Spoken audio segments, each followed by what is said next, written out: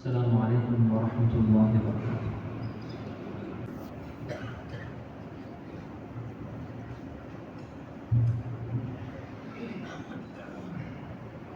إن الحمد لله نحمده ونستعينه ونستغفره ونؤمن به ونتوكل عليه ونعوذ بالله من شرور أنفسنا ومن سيئات أعمالنا. من يهد الله فلا مضل له ومن يضلله فلا هادي له، وأشهد أن لا إله إلا الله وحده لا شريك له، وأشهد أن نبينا محمدا عبده ورسوله. اللهم صل على نبينا محمد وعلى آل محمد كما صليت على إبراهيم وعلى آل إبراهيم إنك حميد مجيد. أما بعد، فقال الله تبارك وتعالى: أعوذ بالله من الشيطان الرجيم. بسم الله الرحمن الرحيم. يا أيها الذين آمنوا اتقوا الله ولتنظر نفس ما قدمت لغد واتقوا الله إن الله خبير بما تعملون. ولا تكونوا كالذين نسوا الله فأنساهم أنفسهم أولئك هم الفاسقون.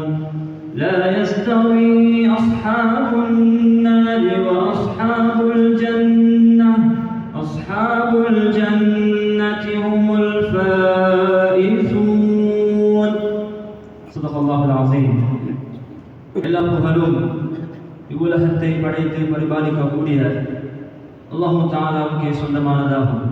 ஸலவாத்தும் ஸலாமும் எங்களுயிரும் மேலான ஹஸரத் முஹம்மது ஸல்லல்லாஹு அலைஹி வஸல்லம் அவர்கள் மீதும், அன்னாரை பின்பற்றிய உத்தம சஹாபாக்கள், தாபிஈன்கள், தபஉ தாபிஈன்கள் மற்றும் கியாமத் நாள் வரை வரக்கூடிய அனைத்து முஸ்லிமான மூமினான ஆண்கள் பெண்கள் மீதும் உண்டாகட்டும். கண்ணியமானவர்களே, எல்லா சந்தர்ப்பத்திலும் எல்லா கட்டத்திலும் அல்லாஹ்வை அஞ்சி பயந்து தக்வாவுடன் வாழுமாறு முதலில் அடியனுக்கும் அப்பாலுங்களுக்கும் தக்வாவை கொண்டு வசியத் செய்து கொள்கின்றேன். கண்ணியமானவர்களே, நபி ஸல்லல்லாஹு அலைஹி வஸல்லம் அவருடைய பெரியப்பா அப்பாஸ் இப்னு அப்துல் முத்தலிப் ரலியல்லாஹு அன்ஹு ஒரு தடவை நபி ஸல்லல்லாஹு அலைஹி வஸல்லம் அவர்களை சந்தித்து, அல்லிம்னி ஷைஅன் யா ரசூலல்லாஹ், அல்லாஹ்வின் தூதரே, எனக்கு ஏதாவது ஒரு விஷயத்தை படித்து தாருங்கள் என்று கேட்ட நேரத்தில் ஸல்லல்லாஹு அலைஹி வஸல்லம் அவர்கள்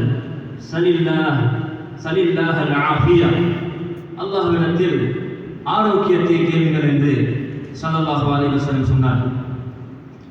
சில நாட்கள் கழிந்து திரும்பவும் வந்து அல்லிம்னி ஷைஅன், எனக்கு ஏதாவது ஒரு விஷயத்தை படித்து தாருங்கள் என்று சொன்ன நேரத்தில் ஸல்லல்லாஹு அலைஹி வஸல்லம் அவர்கள் அப்பொழுதும் அல்லாஹ்விடத்தில் உலகத்திலும் ஆகிராவிலும் ஆரோக்கியத்தை கேளுங்கள் என்று ஸல்லல்லாஹு அலைஹி வஸல்லம் அவர்கள் சொன்னார்கள். கண்ணியமானவர்களே, இந்த ஹதீஸ் ஆரோக்கியம் எவ்வளவு முக்கியமானது, ஆரோக்கியத்தை கேட்கிறது, அதற்காக வேண்டி முயற்சி செய்கிறது எவ்வளவு முக்கியமான ஒரு விஷயம் என்பது எங்களுக்கு தெளிவாக விளங்குகிறது. கண்ணியமானவர்களே, ஆரோக்கியம் என்று சொல்றது அல்லாஹ் தஆலா கொடுத்த மிகப்பெரிய ஒரு சொத்து. அதை இழந்த நேரத்தில் தான் மனிதன் அதனுடைய அருமையை, அதனுடைய பெருமதியை அவர் விளங்குகிறான். எத்தனையோ பேர் இன்றைக்கு ஹாஸ்பிட்டல் இருக்கிறாங்க, சிறுநீரை அந்த இடத்தால கழிக்க முடியாமல் எத்தனையோ பேர் இருக்கிறாங்க. அவங்களுக்கு தான் தெரியும் நாங்கள் சாதாரணமாக கழிக்கிற இந்த சிறுநீர் வெளியாகிற இந்த ஆரோக்கியம் எவ்வளவு பெருமதியானது. இன்னும் சிலர்கள் மலம் கழிக்க முடியாமல் தன்னுடைய வயிற்றுல பட்டையை போட்டு அங்கால அதை வெளியெடுக்கப்பட்டு கொண்டு சிரமத்தோடு இருக்கிறார்கள். அவர்களுக்கு தான் தெரியும் மலம் லேசாக அதனுடைய இடத்தால வெளியாகக்கூடிய பெருமதி அவரிடத்தில் கேட்டால் சொல்லுவார். கண்ணியமானவர்களே, ஒரு மனிதனிடத்தில் முழுவதும் சொந்தமாக இருந்தாலும் போன தண்ணி வெளியாகாம, சிறுநீர் போகாம அவன் தடமாறான், கஷ்டப்பட்டான் என்றால் அந்த சிறுநீரை வெளியாக்குறதுக்கு அவனுடைய முழு சொத்தையும் அவன் செலவழிக்கிறதுக்கும் அவன் தயாராகுவான். ஏனென்றால் ஆரோக்கியம் அவ்வளவு முக்கியமானது. இதனால் தான் ஸல்லல்லாஹு அலைஹி வஸல்லம் அவர்கள் ஆரோக்கியத்தை ஒவ்வொரு நாளும் காலையிலும் மாலையிலும் விடாமல் துஆ கேட்டிருக்கின்றார்கள். ஹதீஸில் மிக தெளிவாக வந்திருக்கிறது. அல்லாஹும்ம இன்னி அஸ்அலுக்கல் ஆஃபியத ஃபித் துன்யா வல் ஆখিরা என்ற துஆவை ஸல்லல்லாஹு அலைஹி வஸல்லம் அவர்கள் ஒவ்வொரு நாளும் காலையிலும் மாலையிலும் கேட்டிருக்கின்றார்கள். அதேபோல கண்ணியமானவர்களே, ஸல்லல்லாஹு அலைஹி வஸல்லம் ஒவ்வொரு நாளும் சில உறுப்புகளை குறிப்பாக்கி ஆரோக்கியத்தை கேட்டிருக்கின்றார்கள். அல்லாஹும்ம ஆஃபினி ஃபீ பதனி, யா அல்லாஹ் என்னுடைய உடல் ஆரோக்கியத்தை தந்திடு. வஆஃபினி ஃபீ சம்இ, என்னுடைய செவி புலன்ல ஆரோக்கியத்தை தந்திடு. வஆஃபினி ஃபீ பஸரி, லா இலாஹ இல்லா, என்னுடைய பார்வையில ஆரோக்கியத்தை தந்திடு என்று ஒவ்வொரு நாளும் இவ்வாறாக துஆ கேட்டிருக்கின்றார்கள். இன்னும் சில துஆக்களை பார்க்கிறோம். ஸல்லல்லாஹு அலைஹி வஸல்லம் இவ்வாறும் ஆரோக்கியத்தை கேட்டிருக்கின்றார்கள். அல்லாஹும்ம மத்திஅனா வமத்திஅனா பிஅஸ்மாஇனா வஅப்சாரினா வகுவாத்தினா மா அஹ்யைதனா, யா அல்லாஹ் நான் மௌத்தாக காட்டிலும் வாழும் காலம் எல்லாம் என்னுடைய செவி புலன்களால, என்னுடைய பார்வையால, என்னுடைய உடல் சக்திகளால உனக்கு வழிபட்டு அதிலிருந்து பிரயோஜனம் பெற முடியுமான ஆரோக்கியத்தை தந்துவிடு என்று ஸல்லல்லாஹு அலைஹி வஸல்லம் இவ்வாறு பல மாதிரி ஆரோக்கியத்தை கேட்டிருக்கின்றார். என்னை கண்ணியமானவர்களே, நாங்களும் அந்த ஆரோக்கியத்தை பாதுகாக்கிறதுக்கு அல்லாஹ்விடத்தில் கேட்பதில் கஞ்சத்தனம் காட்டாமல் ஒவ்வொரு நாளும் கேட்பதற்கு இந்த துஆக்களை மனம் விட்டு கேட்கிறதுக்கு ஒவ்வொருத்தரும் முயற்சி செய்யும். கண்ணியமானவர்களே, மனிதனுடைய ஆரோக்கியத்திற்கு மிக பெரும் ஒரு சவால் தான், மிக பெரும் ஒரு விரோதி தான் கண்ணூர் என்று சொல்றேன். கண்ணூர் மனிதனுடைய ஆரோக்கியத்தை கெடுக்கிறதுக்கு மிக பெரும் ஒரு எதிரி, ஒரு சவால். ஸல்லல்லாஹு அலைஹி வஸல்லம் அவர்கள் ஒரு ஹதீஸில் சொன்னார்கள், அல் ஐனு துத்கிலு ரஜுலல் கப்ர வ துத்கிலுல் ஜமலல் கிதர. ஸல்லல்லாஹு அலைஹி வஸல்லம் சொன்னார்கள், கண்ணூர் அது ஒரு மனிதனை கபருக்குள்ளாலையும் போட்டுவிடும், இன்னும் ஒரு ஒட்டகத்தை அது பானைக்குள்ளால் போட்டுவிடும் என்று சொன்னார்கள். நல்ல வாட்ட சாட்டமாக ஓடி திரிந்து கொண்டிருப்பார்.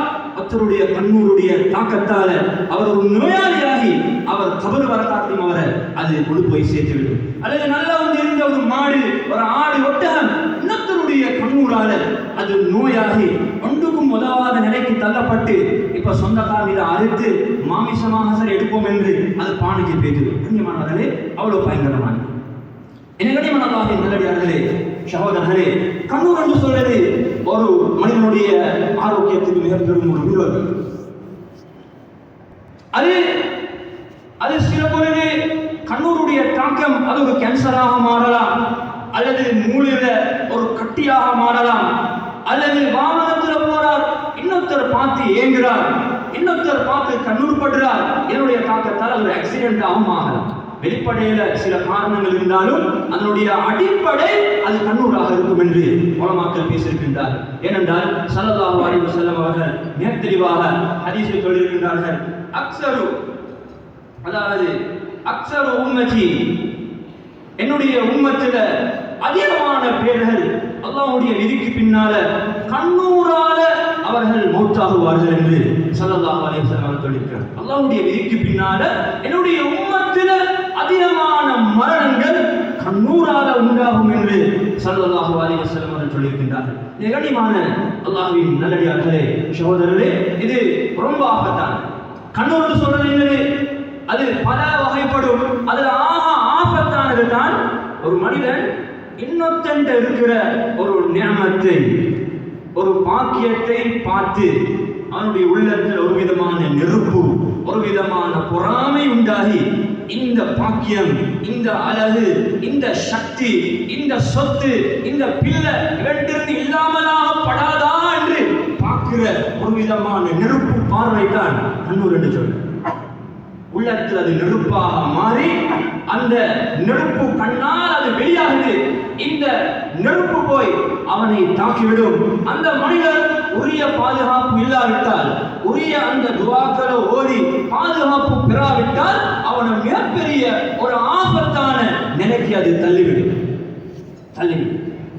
கனிமன் அல்லாஹ்வின் நல்லடியார்களே, சகோதரர்களே, நாங்கள் பார்க்கிறோம், சிலர்களை பார்க்கிறோம், சில நோய் வந்திருக்கும், ஹார்ட் அட்டாக் வந்திருக்கும், மூளையில கட்டி வந்திருக்கும், வேற சில நோய்கள் வந்திருக்கும். ஆனால் நல்ல பத்தியம் காக்கக்கூடிய மனிதராக இருப்பார், நல்ல நல்ல உடலை பராமரிக்கிற ஆளாக இருந்திருப்பார்.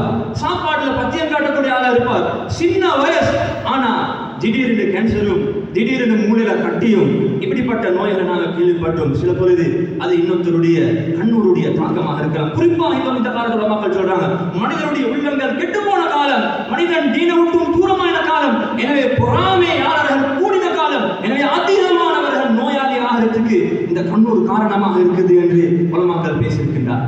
கண்ணியமான அல்லாஹ்வின் நல்லடியார்களே சகோதரர்களே, இதனால கண்ணூர் என்று சொல்றது இது ஒரு கட்டு கதையோ ஒரு பொய்யோ அல்லது மனிதனுடைய மூட நம்பிக்கையோ கிடையாது.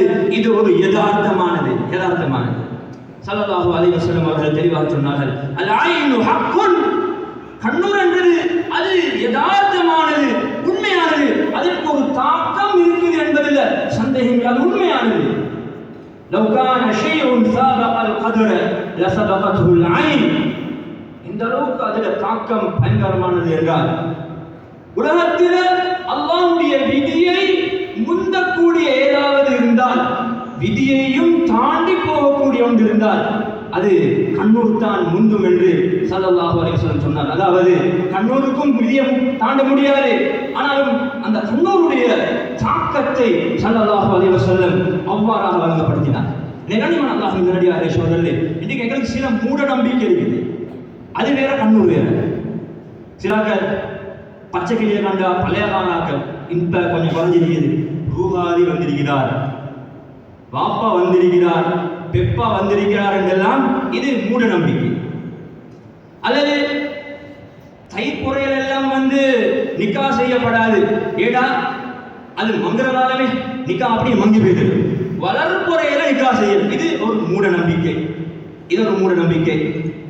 அல்லது சில பழைய காலாக்கள் மௌத்தாகினா பணியாரம் பொறிக்கிறது, அதே போல தண்ணி குடத்தை வைக்கிறது. ஏன் நாளைக்கு வாப்பா ரூபாலி தண்ணி குடிச்சிட்டு போவார், வெள்ளையை பார்த்தா தண்ணி குறைஞ்சும் இருக்குது, அது வாஷ்பையாக இருக்குது, வாப்பா மாஷால தண்ணி குடிச்சிட்டு போயிருக்கிறார். இதெல்லாம் மூட நம்பிக்கைகள்.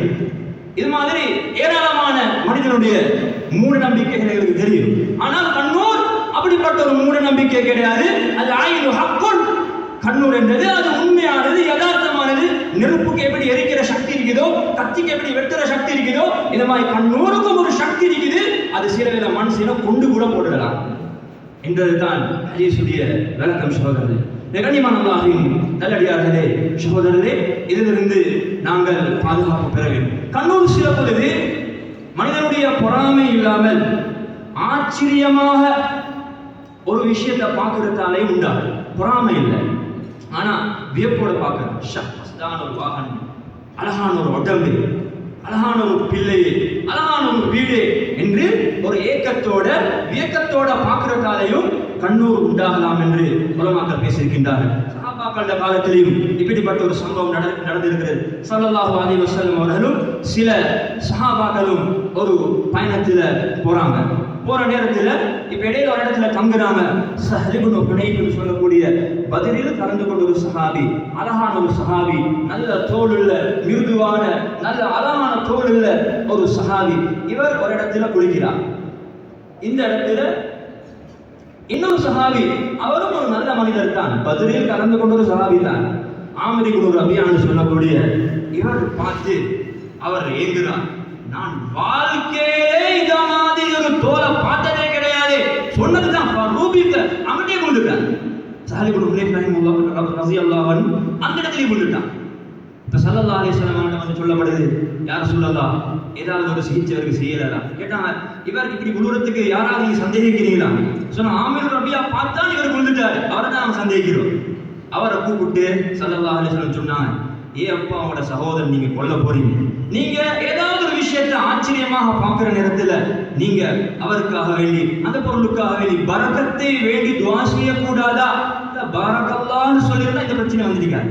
கூட்ட பார்க்கிறாரு தான், அழகான வீடு பாரக்கல்லாஹ், இன்னொருத்தர பார்க்கிறார் அழகான உடம்பு பாரக்கல்லாஹ், இன்னொருத்தரோட சொத்து பாரக்கல்லாஹ், இப்படி சொல்லக்கூடாதா என்று சொல்லிவிட்டு இந்த ஆமிர் இப்னு ரபியாவை ஸல்லல்லாஹு அலைஹி வஸல்லம் அவர்கள் அவருடைய உடலை கழுவ சொன்னார்கள். அவர் கழுவி அந்த தண்ணி எடுத்து சஹல் இப்னு ஹுனைஃப் ரஹிமஹுல்லாஹ் அவருக்கு அப்படியே ஊத்த அவர்கள் அப்படியே அந்த இடத்துல இருந்து திரும்பவும் சிறந்த நிலைமைக்கு அவர் ஆகிறார். எனவே கண்ணியமான அல்லாஹ்வின் நல்லடியார்களே சகோதரர்களே, இந்த ஹதீஸிலும் முக்கியமான ஒரு பாடத்தை எங்களுக்கு சொல்லப்படுது. அதாவது நாங்கள் இன்னொருத்தருடைய பொருளை பார்த்து அது வியப்போட ஆச்சரியத்தோட ஒரு பார்க்கிற நேரத்துல இந்த துஆவை கட்டாயமாக நாம் ஓதிக்கொள்ள வேண்டும். பாரக் அல்லாஹ், அல்லாஹ் உங்களுக்கு பரக்கத் செய்யட்டும், அல்லாஹ்வோட செத்துல பரக்கத் செய்யட்டும், உங்களோட அழகுல பரக்கத் செய்யட்டும் என்று துஆ செய்ய வேண்டும். இப்படி துஆ ஓத வேண்டும் என்று உள்ளத்துல வந்து மோதல்லாட்டி கட்ட பொறாமை இருக்குது. இவர் ஒரு கெட்ட மனிதன். இவன் துஆவை நான் தப்பிடுவான்னு யோசிச்சார் என்றால் இவர் அல்லாஹ்விடத்தில் ஒரு இழிவான ஒரு ஆள். ஹாசிதுகள், பொறாமைக்காரர்கள் அல்லாஹ்விடத்தில் இடம் இல்லை. ஆக கீழ்த்தரமான ஒரு ஜாதிக்கு அவர் தள்ளப்பட்டுடுவார். கண்ணியமானவர்களே, எங்களால் அடுத்தாக்கள் பாதுகாக்கப்பட வேண்டும். இதனால் இந்த துஆவை ஒவ்வொருத்தரும் பாடமாக்கி இதை எங்களோட வாழ்க்கையில ஒரு முக்கிய அம்சமாக நாங்கள் ஆக்கிக்கொள்ள வேண்டும். அதே போல சில பொழுது ஒரு மனிதன் தன்னுடைய சொத்தை பார்த்தே ஏங்கி அவனுடைய கண்ணே அவனுக்கு எதிராக அது தாக்கலாம். அவனுக்கோ அவனுடைய பிள்ளைகளுக்கோ அவனுடைய மனைவி மக்களுக்கோ அது தாக்கலாம் என்று உலமாக்கள் பேசியிருக்கின்றார். எனவே ஒரு மனிதன் தன்னுடைய சொத்தை, தன்னுடைய அழகை, தன்னுடைய கடையை, தன்னுடைய மனைவியை வியப்போட பார்த்தால் அல்லது ஒரு இடத்துல பாராட்ட போனால், அவனுடைய புகழ பேச போனால் கட்டாயமாக மாஷா அல்லாஹ் லா குவத இல்லா பில்லாஹ் என்ற துஆவை ஓதுகிறார். மகான் 9 இருக்கிறார். இவருக்கு சந்தோஷம். இவர் சொல்லுறார், என்ன மகான் 9 சும்மா சொல்லாம மாஷா அல்லாஹ் லா குவத இல்லா பில்லாஹ், இது அல்லாஹ்வுடைய நாட்டப்படி நடந்ததுதான், அல்லாஹ்வுடைய சக்தியோட நடந்ததுதான். என்ன மகான் சப்ஜெக்ட் ஒன்று இல்லை என்று இது அல்லாஹ்வுடைய ஏற்பாடு என்று சொல்லி என்ன மகான் 9 எடுத்தார் என்றால் தொடர்ந்தும் அப்படி இருப்பார். இல்ல இவர் சொல்லி சொல்லி போய் எங்கேயாவது இடத்துல கண்ணூர் தாக்கப்பட்டால் மகானுக்கு ரொம்ப ஆபத்துல போய் முடிந்துவிடும். கண்ணியமானவர்களே, நாங்கள் பிறருடைய ஒரு பொருளை பார்த்து ஏங்கினால் பாரக்கல்லாஹ் சொல்ல வேண்டும். எங்களுடைய ஒரு சொத்தை நாங்கள் ஆச்சரியமாக பார்க்கும் பொழுது மாஷா அல்லாஹ் லா குவத இல்லா பில்லாஹ் இந்த துஆவை ஓதிக்கொள்ள வேண்டும். ஹதீஸில் மிக தெளிவாக வந்திருக்குது. நீங்க உங்களோட நியமத்தை பார்த்து ஆச்சரியப்பட்டு இந்த துஆவை ஓதினால் அந்த நியமத் உங்களோட கையில தொடராக இருக்கும் என்று ஹதீஸில் வந்திருக்கிறது.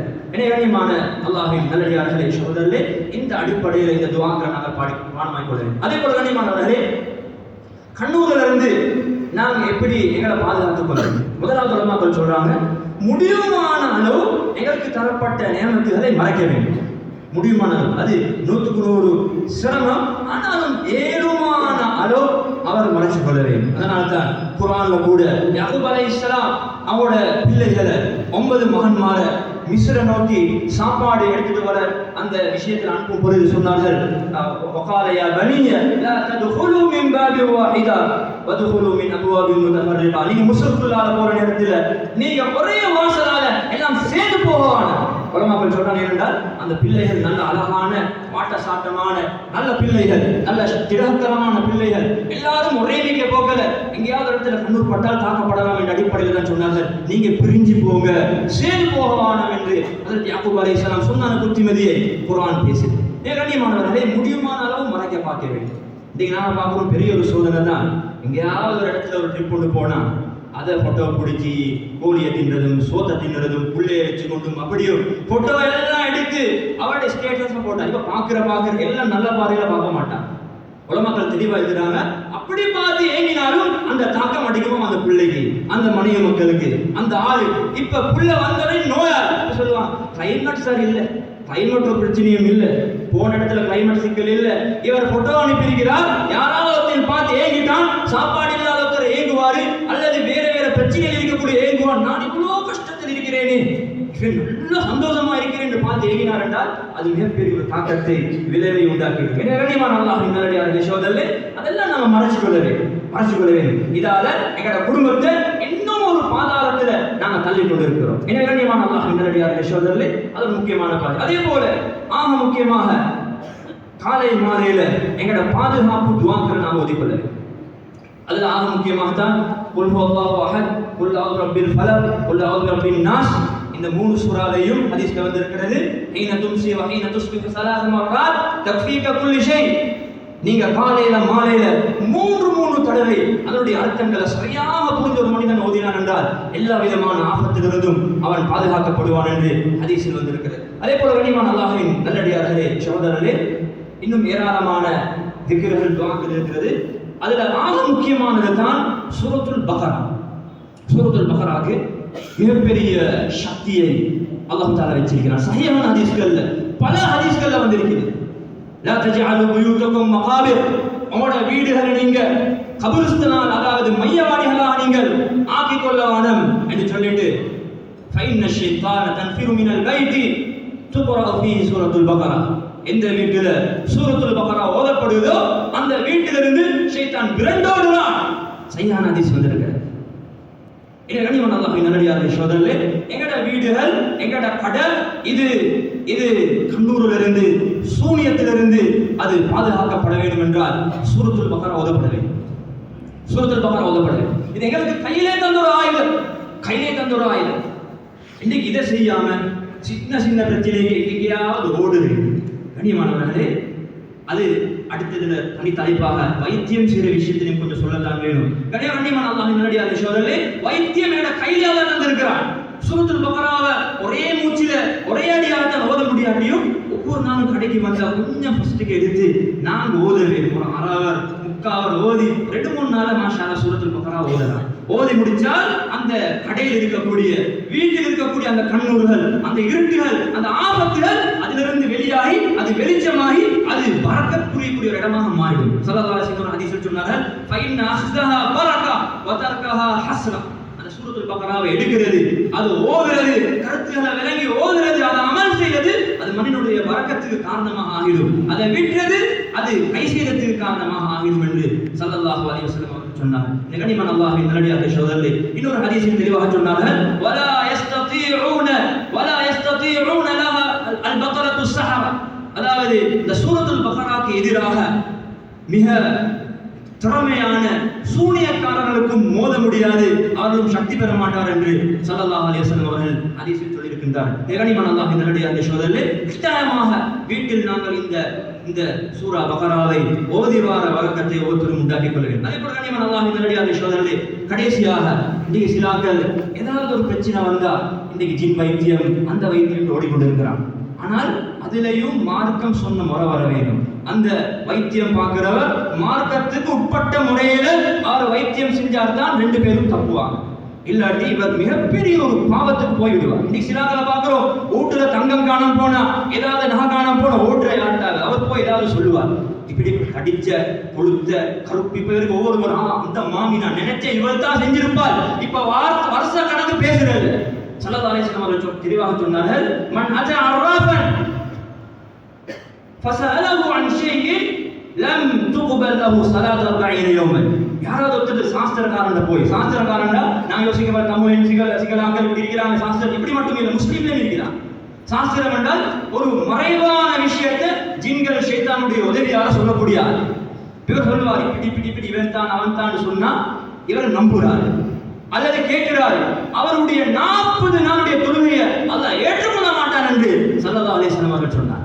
கண்ணியமான அல்லாஹ் நல்ல இன்னொரு ஹதீஸ் நபி அவங்க சொன்னாங்க, யாரு ஒரு சாஸ்திரக்காரன் போறானோ, போய் அவன் சொன்ன விஷயத்தை உண்மைப்படுத்துறானோ, இவன் நபி அவர்களுக்கு இறங்கின வேதத்தை நிராகரிச்சிட்டான். ஃபக்கத் கஃபர பிமா உன்ஸில அலா முஹம்மதின் ஸல்லல்லாஹு அலைஹி வஸல்லம் அவர்கள் சொன்னார். எனவே கண்ணியமான அல்லாஹ்வின் நல்லடியார்களே, சகோதரர்களே, இந்த விஷயத்திலே ஜாக்கிரதையாக இருந்து கொள்ள வேண்டும். உலமாக்கள் அணுக வேண்டும். அப்படி நாங்க போறதாக இருந்தால் யார் இரண்டு சரியாக வழங்கி தான் போக வேண்டும். இல்லாவிட்டால் பிரச்சனையில அவர் தள்ளப்படுவார், பிரச்சனையில போய் மாட்டிக்கொள்வார். அதே போல கண்ணியமான அல்லாஹ்வின் நல்லடியார்களே, சகோதரர்களே, சில போது ஒரு கேள்வி கேட்கலாம். சில அந்நிய மக்கள்கிட்ட சில குஃபுரான வார்த்தைகளை பயன்படுத்தி மந்திரிக்கக்கூடிய ஆட்கள்கிட்ட போனாலும் விஷயம் நடக்குது, அங்க போனாலும் விஷயம் சாதிக்கப்படுது. இங்க குர்ஆன் ஹதீஸ் விட அவங்க சாதிக்கிறாங்க என்று கேட்டால் உலமாக்கள் இதுக்கு தெளிவான பதிலை சொல்றாங்க. கண்ணியமானவர்களே, அல்லாஹ்வுடைய ஒரு சோதனை. நாங்க ஹதீஸ் படிக்கிற காலத்திலேயும் என்னுடைய உஸ்தாத் ரியாஸ் முஃப்தி அதற்கு இந்த கேள்வி கேட்கப்பட்டவர் தெளிவாக சொன்னார்.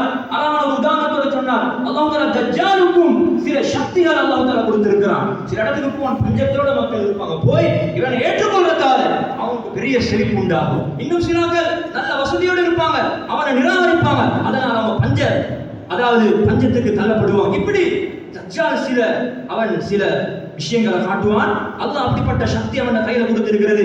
யார் முஃமின் யார் முனாஃபிக் என்பதை பிரித்து காட்டுறதுக்கு. எனவே கண்ணியமான ஒரு முஃமின் அவன் எவ்வளவு பெரிய பிரச்சனைக்கு தள்ளப்பட்டாலும், எவ்வளவு ஒரு பாரதூரமான நோய்க்கு தள்ள தரப்பட்டாலும் எப்படியாவது துஆவால குர்ஆன் சுன்னா சொல்ற முறையில எனக்கு ஷிஃபா கிடைக்க வேண்டும் என்று பொறுமையாக காத்திருப்பான். ஆனால் ஒரு முனாஃபிக் அவன் ஹராத்தை செஞ்சாவது குஃப்ருக்கு போயாவது மந்திரிச்சாவது என்ற நோயா சோமாக்க வேண்டும் என்று சொல்லி அவன் போவான். இப்படி பிரிச்சு அறியறதுக்கு தான் அப்படிப்பட்ட ஆட்கள்கிட்ட சில சக்திகளை அல்லாஹ் கொடுத்திருக்கிறான் என்று பலமாக்கள் சொல்லுகிறேன். கண்டிப்பாக இன்னைக்கு நாங்கள் பார்க்கிறோம், சில ஆட்கள் பஸ் பிடிச்சு கொண்டு நாங்கள் சில சோசியல் மீடியாக்களை பார்க்கிறோம், பஸ் பிடிச்சு கொண்டு போய் சொல்றாங்க இவர்கிட்ட வாங்க, இவர்கிட்ட நீங்க ஷிஃபா வேண்டி